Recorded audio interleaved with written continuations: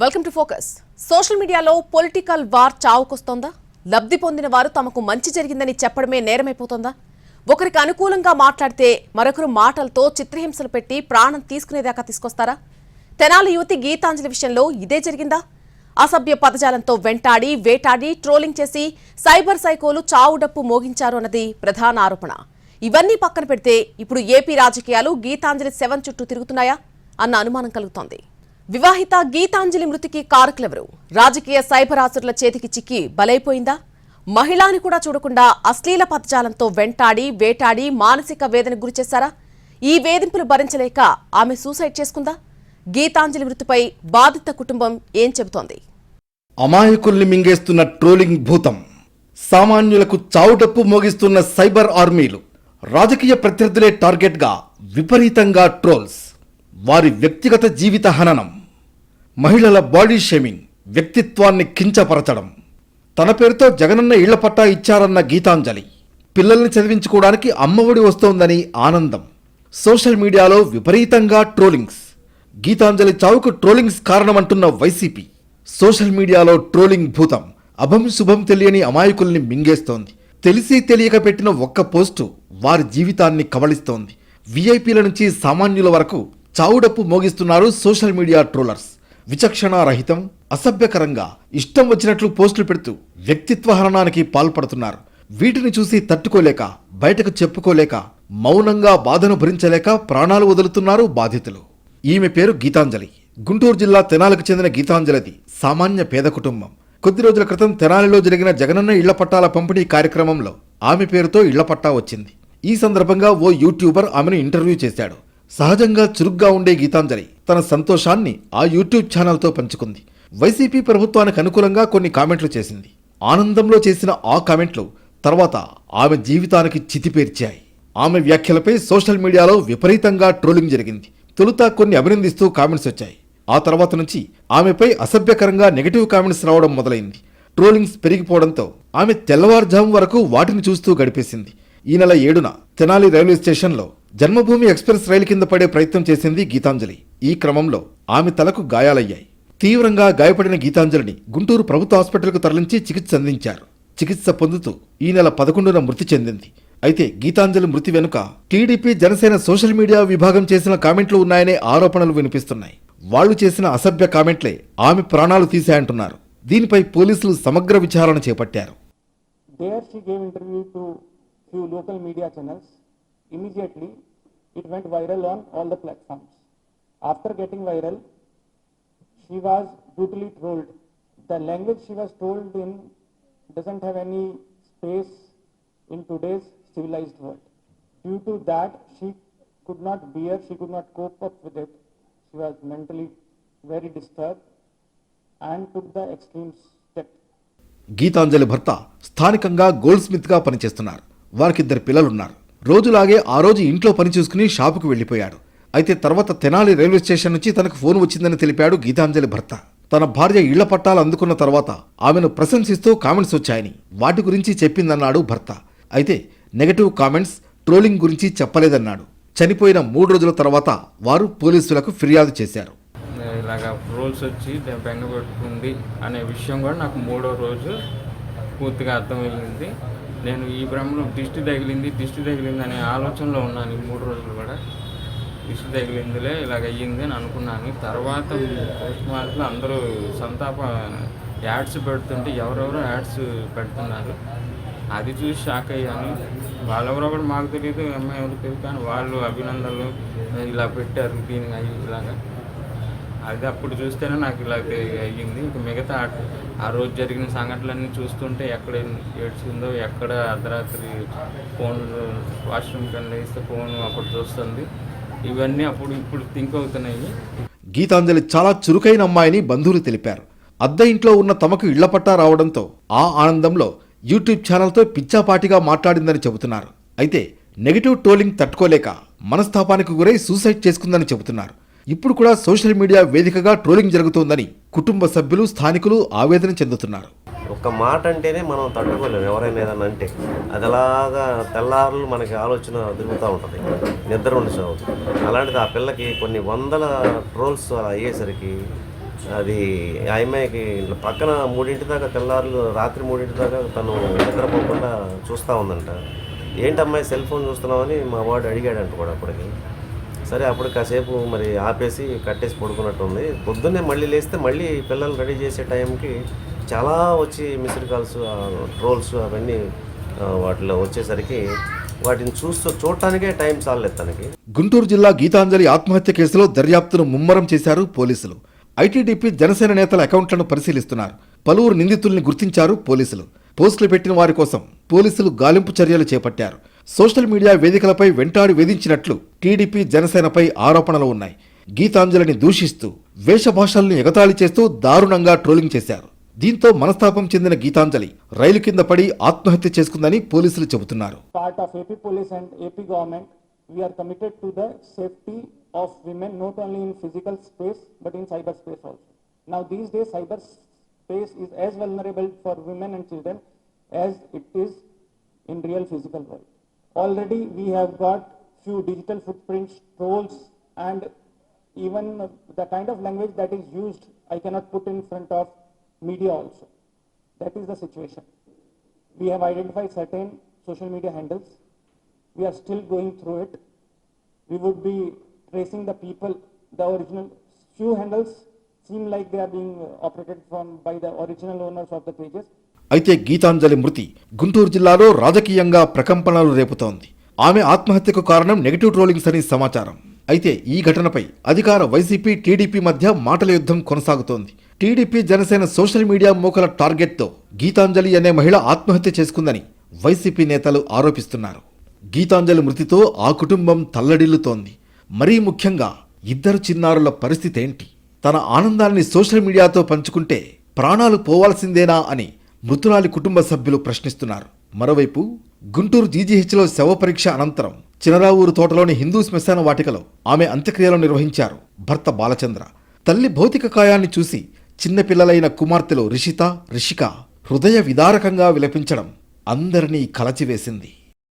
గీతాంజలి మృతితో ఏపీలో శవరాజకీయాలు మొదలయ్యాయి. ఆమె మృతికి TDP Janasena party cyber army కారణమని వైసీపీ నేతలు ఆరోపిస్తున్నారు. వారి ట్రోలింగ్ తో తీవ్ర మనస్తాపానికి గురై గీతాంజలి ప్రాణాలు తీసుకుందని చెప్తున్నారు వైసీపీ కేడర్. అయితే గీతాంజలి మృతికి ట్రోలింగ్ తో సంబంధం లేదని చెబుతోంది టీడీపీ. అయితే కర్రలు రాళ్లతో కొడితే శరీరంపై దెబ్బలు తగులుతాయి, కానీ మాటలు మనుషుల్ని మానసికంగా కుంగదీస్తాయి. బ్రతికుండగానే జీవోత్సవాన్ని చేసేస్తాయి. ఒక మనిషిని కుంగదీయడం, అవమానించడం, సమస్యలను సృష్టించడం, ఇవన్నీ చేయడానికి ఇప్పుడు సోషల్ మీడియా కొందరికి ఆయుధంగా మారింది. ట్రోల్స్ పేరుతో ఇతరుల భావోద్వేగాలను అవమానపరచడం కొందరికి పనిగా మారిపోయింది. గీతాంజలి మృతి రాజకీయంగా పెను ప్రకంపనలు రేపుతోంది. సోషల్ మీడియాలో ట్రోలింగ్స్ వల్లే ఆమె చనిపోయిందని వైసీపీ ఆరోపిస్తోంది. టీడీపీ జనసేన సోషల్ మీడియా విభాగాలే ఆమె మరణానికి కారణమంటూ ఆరోపణలు గుప్పిస్తోంది. మరోవైపు గీతాంజలి మృతి ఘటన విని సీఎం జగన్ చలించిపోయారు. పిల్లల చదువునకు ఆమె కుటుంబానికి 20 లక్షల రూపాయల ఆర్థిక సాయం అందించారు. అంతేకాదు సీఎం జగన్ ఆదేశాలతో మంత్రులు, వైసీపీ నేతలు ఆమె కుటుంబ సభ్యులను పరామర్శించారు. గీతాంజలి కుటుంబ సభ్యుల్ని కలిసి వివరాలు తెలుసుకున్నారు మంత్రి రజని. ఆమె జగనన్న ప్రభుత్వం వల్ల తనకు జరిగిన ప్రయోజనం గురించి చెబితే అన్యాయంగా ఆమెపై ట్రోల్ చేశారని ఆరోపించారు రజని. ఫలితంగా ఆమె మనస్తాపానికి గురై ప్రాణాలు తీసుకుందన్నారు. రాజకీయాలు మాట్లాడని గృహిణిని కూడా ట్రోల్స్ చేసి ఆత్మహత్య చేసుకునేలా చేశారని విమర్శించారు. చంద్రబాబు నాయుడు గారికి మోసమే తెలుసు, మంచి చేయడం అనేది అలవాట్లేదు. మరి ఈ రోజు జగనన్న చేస్తున్నటువంటి మంచిని ఓర్చుకోవట్లేదు అనే విషయం రాష్ట్ర ప్రజలందరికీ కూడా తెలుసు. కానీ ఈ మహిళ తను వ్యక్తపరిస్తే కొంతమంది సోషల్ మీడియా రూపంలో వచ్చి మరి ఏ విధంగా తను మెంటల్ గా టోటల్ గా డిప్రెస్ అయ్యేలాగా అసభ్యమైనటువంటి పోస్టులు పెట్టి తన లైఫ్ మీదనే ఇంట్రెస్ట్ పోయేటువంటి ఒక భావన తనకు కల్పించి ఎవరికి కూడా చెప్పుకోలేనటువంటి పరిస్థితుల్లో ఈ బాధ తట్టుకోలేక ఇద్దరు పిల్లలు ఉన్నటువంటి ఆ తల్లి వెళ్లి రైల్వే ట్రాక్స్ మీద ఏ విధంగా తనకి తను సూసైడ్ చేసుకుందా అనే విషయం మీ అందరికి కూడా తెలుసు. ముఖ్యమంత్రి గారు ఇక్కడికి పంపించి ఈ కుటుంబానికి ఒక ధైర్యాన్ని నింపి చెప్పి మా అందరినీ కూడా పంపించడం జరిగింది. మరోవైపు గీతాంజలి మృతి చాలా దురదృష్టకరమని అన్నారు మహిళా కమిషన్ మాజీ చైర్మన్ వాసిరెడ్డి పద్మ. గీతాంజలి ఘటనను ముఖ్యమంత్రి దృష్టికి తీసుకువెళ్లినట్లు చెప్పారు.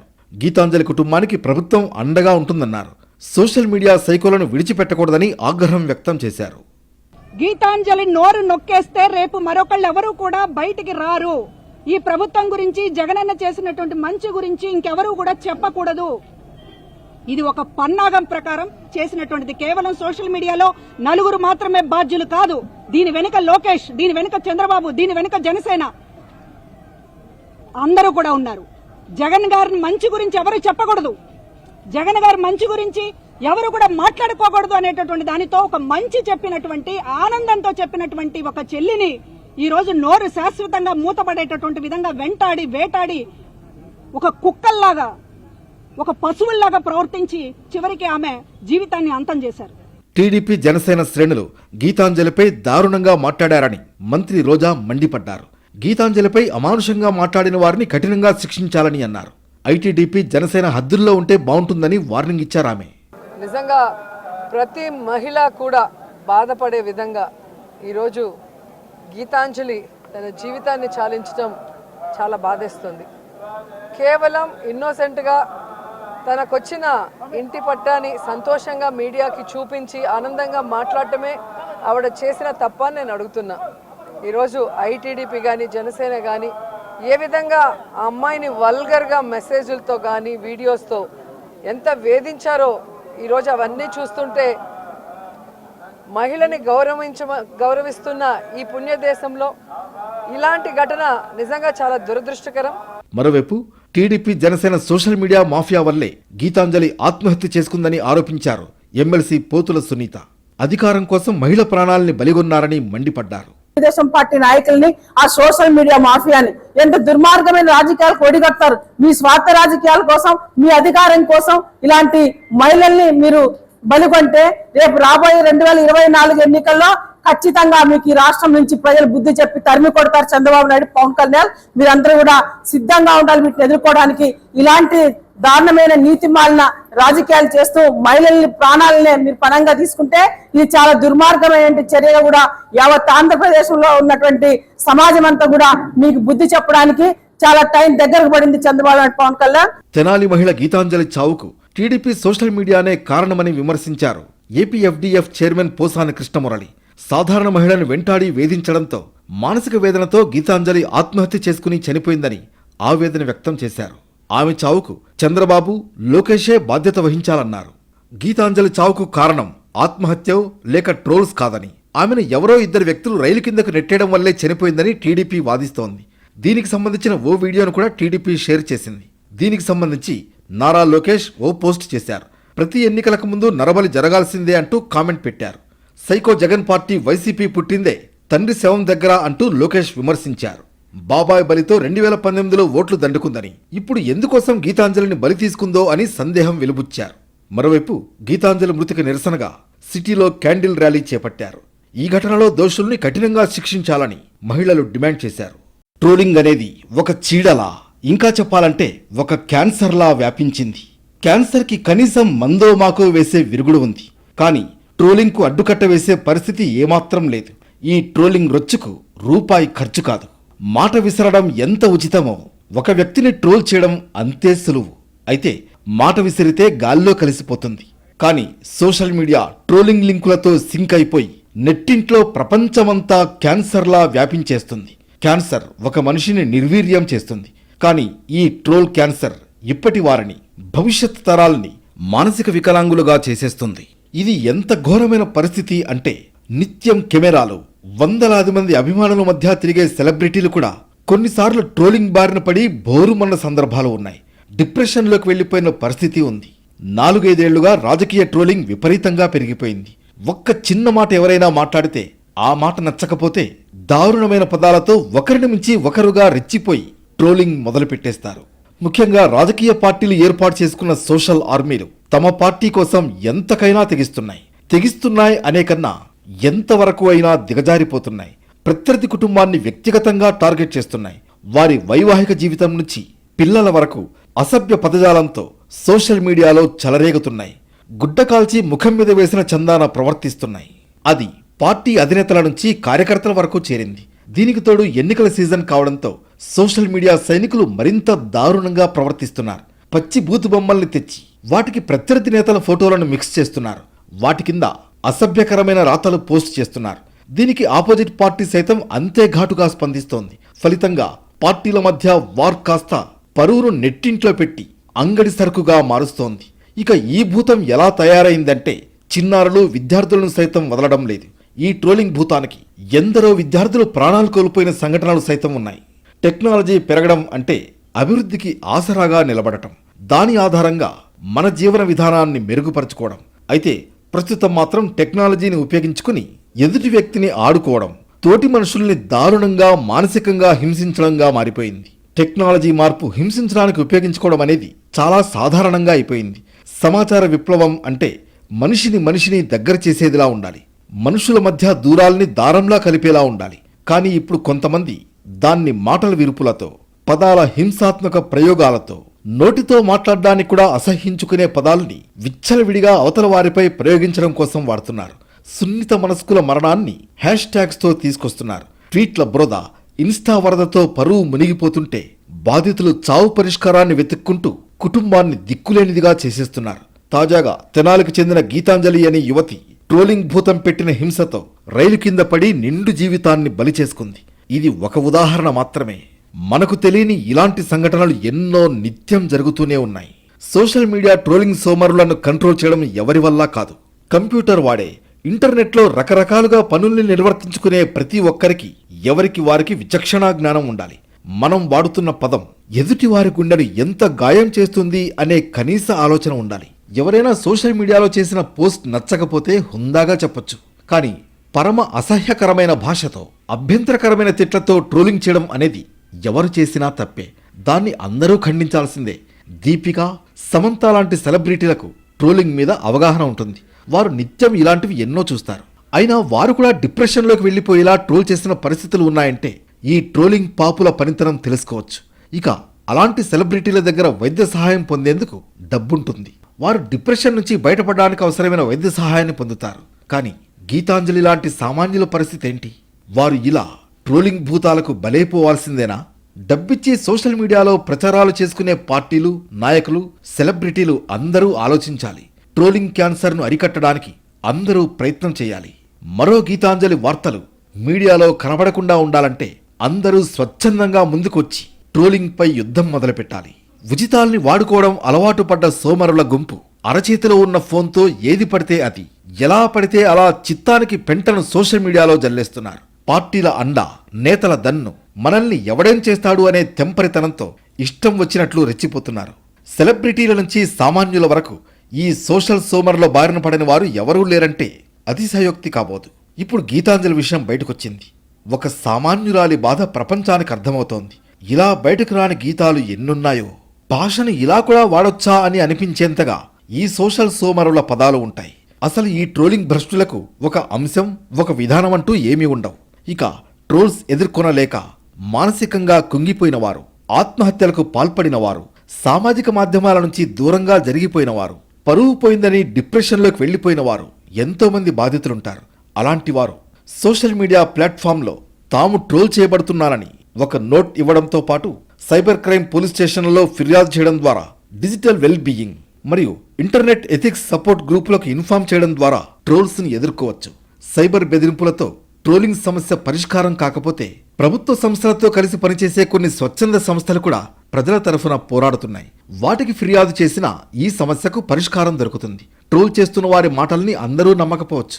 మొదటగా మీ మీద మీకు నమ్మకం ఉండాలి. మిమ్మల్ని నమ్మేవారు ఎవరైతే ఉంటారో ఈ ట్రోల్స్కి వారు ప్రాధాన్యత ఇవ్వరు. ట్రోల్స్ చేస్తున్న వారిని బ్లాక్ చేయడం అత్యుత్తమమైన పని. చాలా యాప్లలో రిపోర్ట్ ఆప్షన్ కూడా ఉంటుంది. ట్రోల్స్ని కంట్రోల్ చేయడంలో ఇది ఉపయోగపడుతుంది.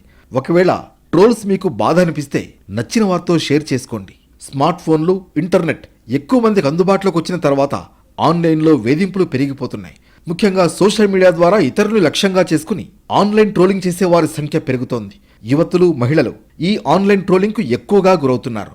సైబర్ బుల్లీయింగ్, ఇతర ఆన్లైన్ వేధింపులు వంటివన్నీ ట్రోలింగ్ కిందకే వస్తాయి. వీటిని చట్టం నిషేధించింది. ట్రోలింగ్కు గురయ్యేవారు బెదిరింపులు, లైంగిక వేధింపులు, ఆన్లైన్ వేధింపులు, పరువు నష్టం వంటి కేసులతో పరిష్కారాన్ని కనుక్కోవచ్చు. కానీ వీటిపై చట్టపరమైన పోరాటం చేయడం బాధితులకు పెద్ద తలనొప్పిగా మారే అవకాశం ఉంది. ఇండియన్ పీనల్ కోడ్ 1860 ట్రోలింగ్ లేదా వేధింపులను నిర్వచించలేదు. కానీ ఇన్ఫర్మేషన్ టెక్నాలజీ చట్టం 2000 ప్రకారం సైబర్ నేరాలు, ట్రోల్స్పై పోరాడవచ్చు. ఈ చట్టంలో ఆన్లైన్ వేధింపులకు పాల్పడే వారికి ఎలాంటి శిక్షలు వర్తిస్తాయనే వివరాలు ఉన్నాయి. ఈ చట్టపరమైన మార్గాలు ఎంత సమర్థంగా ఉన్నాయి? ట్రోలర్స్ తమ గుర్తింపును బయట పెట్టకుండా ట్రోలింగ్ చేస్తూ ఉంటారు. వీరిని గుర్తించడం కొన్నిసార్లు కష్టంగా మారొచ్చు. అందువల్ల ట్రోలర్స్ను శిక్షించడం కష్టమైన ప్రక్రియగా మారుతోంది. కానీ ఇలాంటి వారిని విద్వేషపూరిత ప్రసంగం, బెదిరింపులు, లైంగిక వేధింపులు, హింసను ప్రేరేపించడం వంటి చర్యలకు బాధ్యులుగా చేసి శిక్షించవచ్చు.